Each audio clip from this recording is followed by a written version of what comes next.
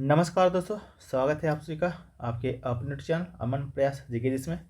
जैसा कि फ्रेंड्स, आज है आपका 24 फरवरी और 24 फरवरी को आपका एसएससी जीटी का एग्ज़ाम था, जो कि थर्ड शिफ्ट का एग्ज़ाम समाप्त हो गया था। और थर्ड शिफ्ट में आपके जीके जीएस से जो 20 प्रश्न पूछे गए थे उनमें से अधिकतम रियल प्रश्न मुझे प्राप्त हो गए हैं, तो उन सभी प्रश्नों को देखेंगे, साथ में उनसे जुड़े इंपॉर्टेंट एक्स्ट्रा फैक्ट को भी देखेंगे।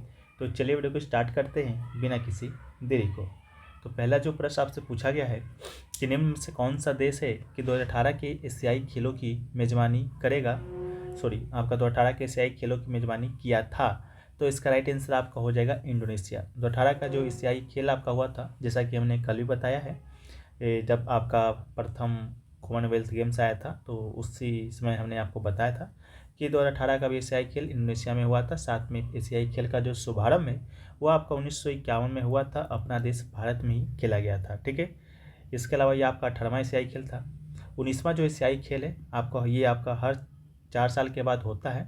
तो 2018 में हुआ था, 2022 में होना था, लेकिन 2022 में किसी कारणवश नहीं हो पाया था, तो ये एशियाई खेल आपका 2023 में हुआ था। ये जो 23 में आपका एशियाई खेल हुआ था, ये आपका हुआ था चीन में, चीन के हांगजू शहर में हुआ था। इस बात को भी आप याद रखिएगा। पहला वाला याद रखिएगा 1951 में, 22 वाला याद रखिएगा चीन में हुआ था, और 18 वाला इंडोनेशिया में हुआ है। इसके बाद जो 26 वाला होगा 2026 वाला, वो होगा आपका जापान में। ठीक है, कहाँ पर होगा? तो जापान में होगा, इसको याद रखिएगा। ठीक है, इसके अलावा नेक्स्ट क्वेश्चन पूछा गया कि पुष्कर मेला कहाँ आयोजित होता है। हो सकता है क्वेश्चन का स्वरूप आपका अलग पूछा गया हो कि ऊँट का मेला आपका कहाँ लगता है, तो ऊँट के मेले को ही हम लोग पुष्कर मेला के नाम से जानते हैं। तो इसका राइट आंसर आपका हो जाएगा अजमेर, राजस्थान। ठीक है, आपके ऑप्शन में अजमेर दिया गया होगा, नहीं तो संभवतः आपके ऑप्शन में राजस्थान देखने को मिलेगा। ठीक है, तो अजमेर राजस्थान में लगता है। भारत का सबसे बड़ा मवेशी जिसे कि ऊँट मेले में से एक है, ये राजस्थान के अजमेर जिले के पुष्कर शहर में आयोजित होता है। पुष्कर मेला भारत के सबसे बड़े ऊँट घोड़े पशु मेलों में से एक है। ये एक वार्षिक मेला है, जिसका कार्तिक मेला पुष्कर का मेला भी कहा जाता है। इसके अलावा भारत के कुछ अन्य महत्वपूर्ण मेले हैं, जैसा कि सोनपुर मेला, जो कि एशिया का सबसे बड़ा पशु मेला है, यह आपका सोनपुर बिहार में लगता है। हेमिस गोम्पा मेला ये आपका लद्दाख में लगता है। कोलायात या कपिल मुनि मेला बीकानेर राजस्थान में लगेगा। चंद्रभागा मेला आपका आएगा तो भुवनेश्वर उड़ीसा में लगेगा। गंगा सागर मेला की बात करेंगे तो पश्चिम बंगाल, बंगाल की खाड़ी के तट पर आपका ये गंगा सागर मेला है, जो कि लगता है। कुंभ मेला के बाद सबसे बड़ा जो मेला है आपका वही है। इसके अलावा वीडियो में आगे बढ़ते हैं, इससे पहले आपको बता दें कि एसएससी जीडी का अगर PYQ लेना चाहते हैं, जहाँ से आपके ज़्यादातर प्रश्न यहीं से देखने को मिल रहे हैं, यानी कि रिपीट हो रहे हैं पिछले साल से। ठीक है, पिछले साल आपका 76 शिफ्टों में एग्जाम कंडक्ट हुआ था। प्रत्येक शिफ्ट में 20 प्रश्न पूछे गए थे।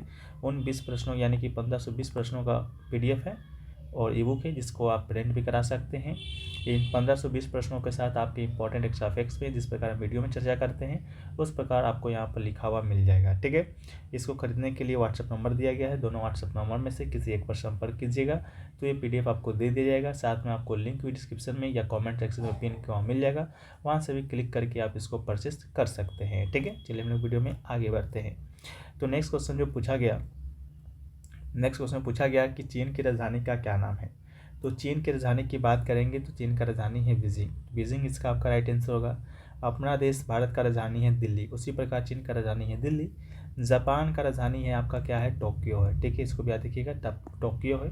USA का राजधानी क्या है? मतलब कि ये संयुक्त राज्य अमेरिका की राजधानी है वाशिंगटन DC। ठीक है, इसको भी याद रखिएगा, कुछ राजधानी हो सकता है पूछा जा सके। जापान का पूछा गया था, तो बीजिंग इसका राइट आंसर था। अगला क्वेश्चन पूछा गया संपत्ति का अधिकार एक डैश अधिकार है। ऑप्शन में आपका क्या क्या दिया गया होगा? शायद आपका एक दिया गया था संवैधानिक अधिकार है, गैर संवैधानिक है, या सशस्त्रीकरण है। इस प्रकार के कुछ ऑप्शन दिए गए थे, हालांकि ऑप्शन पूरा क्लियर नहीं हो पाया है।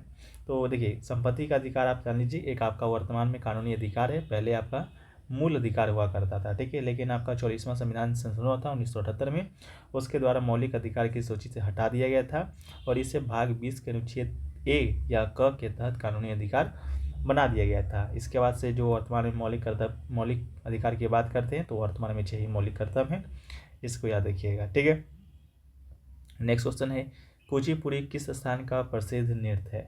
कुचिपुड़ी की बात करेंगे तो कुचिपुड़ी एक आपका शास्त्रीय नृत्य है, जिसका संबंध आपका किससे है? आंध्र प्रदेश से है। तो इसका राइट आंसर क्या होगा?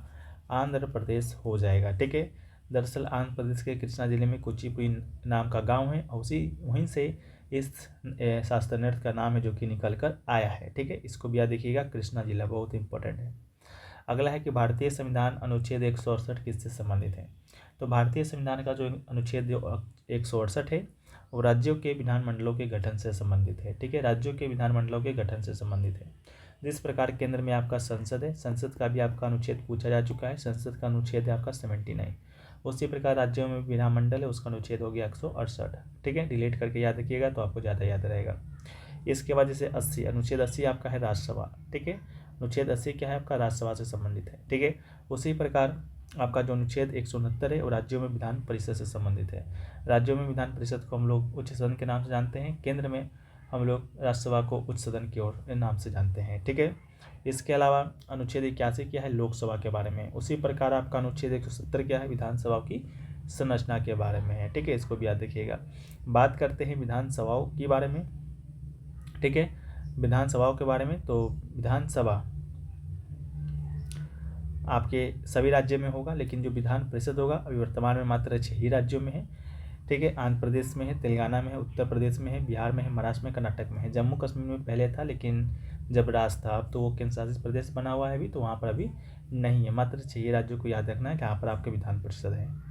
अगला है हरित क्रांति का संबंध किस फसल से है। हरित क्रांति के संबंध की बात करेंगे तो इसका संबंध आपका गेहूं से है, तो इसका राइट आंसर आपका क्या होगा, गेहूं हो जाएगा। ठीक है, हरित क्रांति उस अवधि को संदर्भित करता है जब भारतीय कृषि को आधुनिक तरीकों और प्रौद्योगिकियों जैसे कि उच्च उपज वाले किस्म के बीज, सिंचाई सुविधाएं, कीटनाशकों और उर्वरक के उपयोग के कारण एक औद्योगिक प्रणाली में परिवर्तित किया गया था।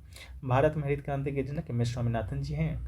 HYV बीज नॉर्मन बोरलॉग के द्वारा विकसित किया गया था, जो कि आपका विश्व हरित क्रांति के जनक हैं। कल HYV का आपका फुल फॉर्म भी देखने को मिला था, तो इसको भी आप याद कर लीजिए, हाई यील्ड वैरायटी इसका आपका फुल फॉर्म होता है। ठीक है, 1965 में भारत में शुरुआत हुआ था। कहाँ से हुआ था, पंजाब से हुआ था।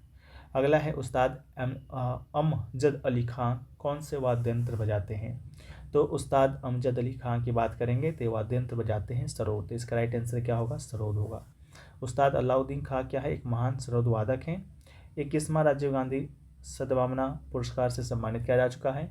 75 में पद्मश्री दिया गया है, 91 में पद्म भूषण दिया गया है, 2001 में पद्म विभूषण दिया गया है। ठीक है, तो इसको भी आप याद रखिएगा, सरोद से इनका संबंध है। इसके अलावा कुछ और वाद्य यंत्र उनके प्रसिद्ध वादक के बारे में देख लीजिए। बांसुरी वादक जब भी आपसे पूछा जाएगा हरिप्रसाद चौरसिया जी का नाम पूछा जाएगा। संतूर वाला पूछा जाएगा तो पंडित श्री कुंवर शर्मा का नाम आएगा। तबला वाला का नाम आएगा तो उस्ताद जाकिर हुसैन का नाम आएगा। सरोद वाला का अमजद अली खां का नाम आ गया है। सनाई वाला जब भी आएगा बिस्मिल्लाह खां का आएगा। सितारा वाला जब भी आएगा पंडित रविशंकर का आएगा। सरंगी वाला जब भी आएगा पंडित राम नारायण का आएगा। रुद्र वीणा जब भी आएगा तो उस्ताद असद अली खां का आएगा।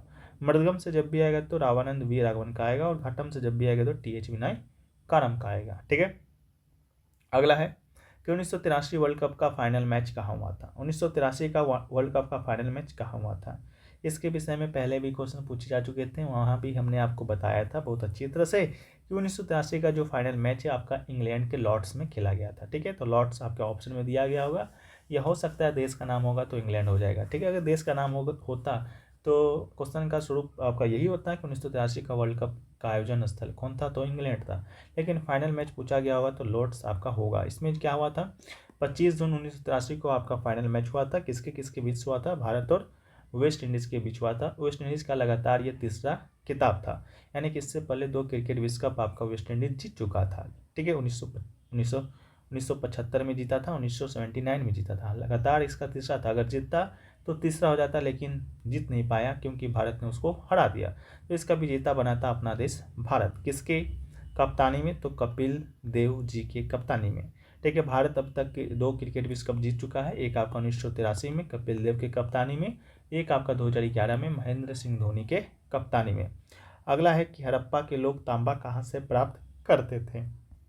तो जो हड़प्पा के जो लोग हैं, आज का जो राजस्थान है उस समय कहाँ का होगा पता नहीं, लेकिन आज के राजस्थान से हड़प्पा के लोग तांबा प्राप्त करते थे, इस बात को याद रखिएगा। ठीक है, हड़प्पा के लोग तांबे का आयात संभवतः आज के राजस्थान से करते थे। पश्चिमी एशियाई देश ओमान से भी तांबे का आयात किया जाता था, लेकिन आपके ऑप्शन में राजस्थान दिया गया था।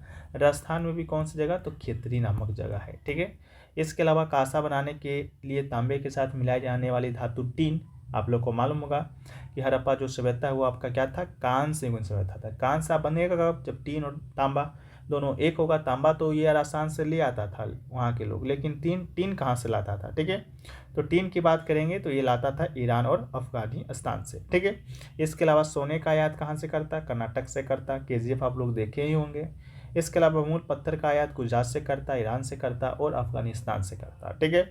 अगला है कि 2018 का संगीत नाटक अकादमी अवार्ड किसे मिला था। 2018 का संगीत नाटक अकादमी अवार्ड की बात करेंगे तो किस चीज़ में पूछा गया था, किस नृत्य में पूछा गया था, ये को तो स्टूडेंट नहीं बताए, लेकिन हाँ प्रश्न बताए थे। 18 का अकादमी अवार्ड तपन कुमार पटनायक का नाम वो ले रहे थे, तो तपन कुमार पटनायक को भी 2018 में संगीत नाटक अकादमी अवार्ड मिला है, ठीक है। तो इसका राइट आंसर में भी हो सकता है, लेकिन आपसे कोई नृत्य का नाम वहाँ पर दिया गया हो तो आप लोग कॉमेंट सेक्शन में उसको जरूर बताइएगा।